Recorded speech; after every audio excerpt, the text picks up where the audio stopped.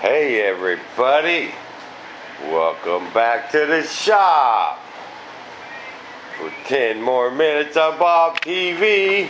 Here we go. You guys ready? Mark, set, go. Okay. I got that line on there. I gotta be careful. My battery tray slips in there. I actually had to trim it down a little bit. Okay. It did go on an angle. This went on an angle from there to there. But to clear them air cylinders, I had to kind of notch it. Okay? But it fits, it goes in there. The only thing I had to look out for my air lines, especially the ones on the bottom. So that's why I kind of had to do a loop and come up, tape it to the sides. I like using this aluminum tape, people. This stuff right here, this stuff sticks to that fiberglass awesome. And to get the heavy duty stuff, not the thin stuff, it holds a lot better. Just, people say, well, 2.4, don't go through it. But 2.4, don't go through the turbine either, and I don't put a lot in it. I try to keep it down. But here and there, when you can't get a zip tie, you got something like that. Cords going back to the elevator, I'll put a little on there. I've seen other people do it, so I don't even worry about it. Been doing it for years, it's one thing I can say. I've just never really had a lot of radio problems. Couple battery issues, but okay. This is ready to try. Oh yeah, adjusted perfect. Perfect. This one could go down a touch, but I'm not worried about it. That's close enough. Okay. I'm glad this airplane's light. This thing, I really can't believe how light it is. This thing fueled up. It's only like 21 pounds. That's why that little turbine flies it so well. Now, you're going to see this mess without my board on it.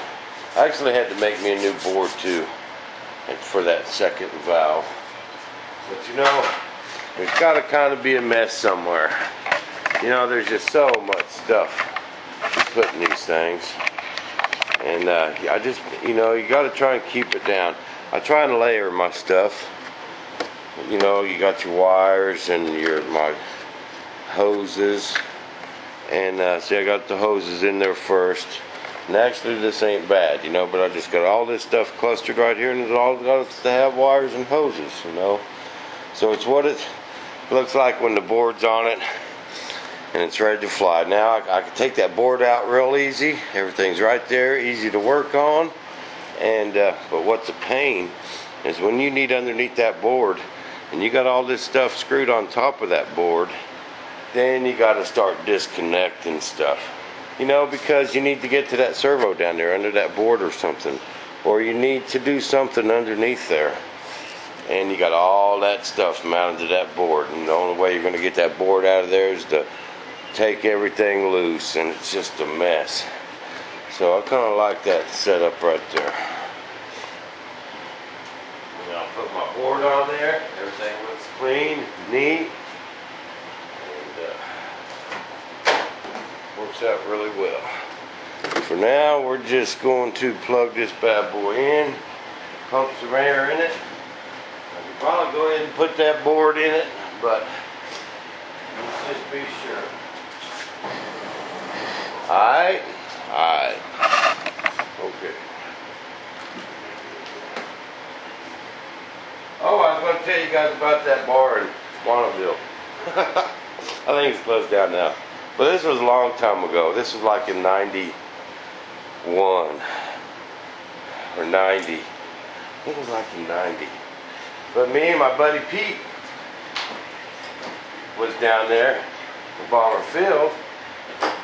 And, it was hot. Just a hot summer day. And, 100 degrees out. And we had to go to town for something.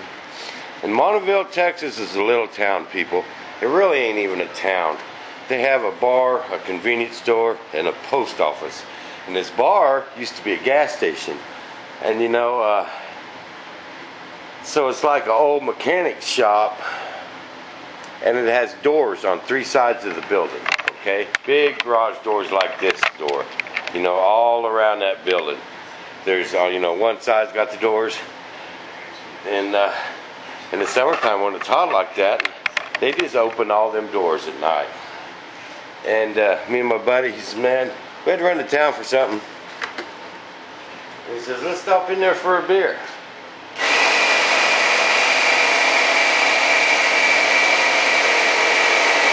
Hold on a sec. Go this up there.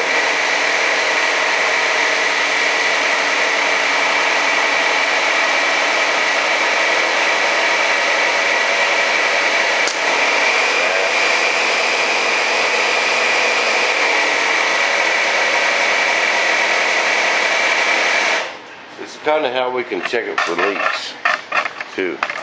See, I just leave it plugged in, and that's got my pressure gauge on it. That'll tell me if it's leaking. Looks like it's holding fast.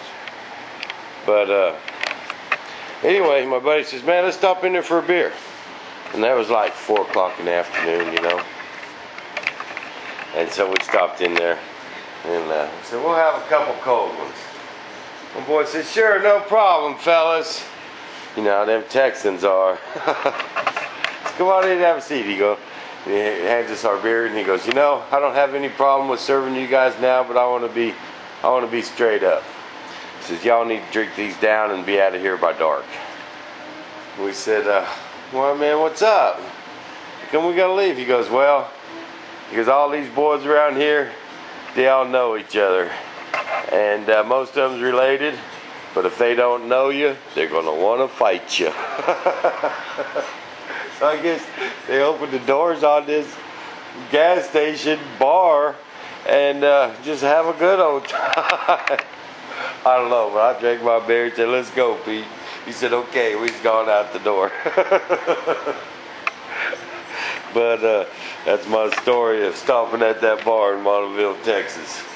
Just a good old boys like to go down there on a Saturday night and get drunk and slug it out. Okay, man, we're good. We ain't leaking any air.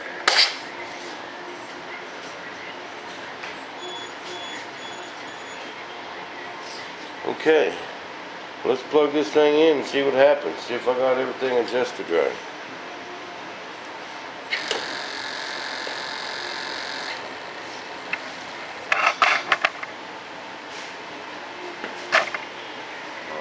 Something leaking back there. Now that the system's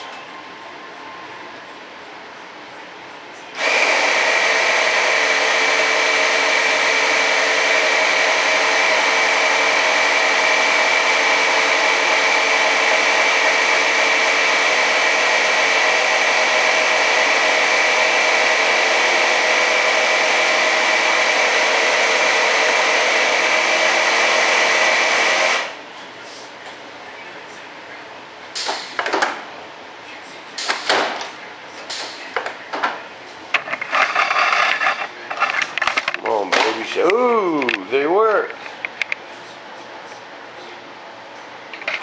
You guys see that? Man, I love it when a plan comes together. They all shut. All of them. Alright, now let's see what happens when we flip the switch the other way. Bam.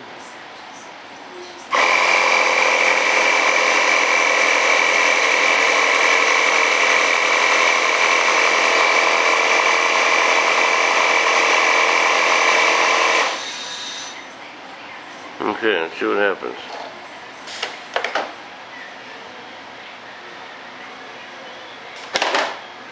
Bam! Alright. Y'all seen that right here, live on YouTube. Bam, that worked good. I don't like that setup. Now I'm going to get in there and get my board put back on. Go in there and cook the Bobo wife some dinner. We got half of that brisket left from the cookout people. Oh yeah, Daddy froze it in the vacuum sealed bag. We'll see you guys later.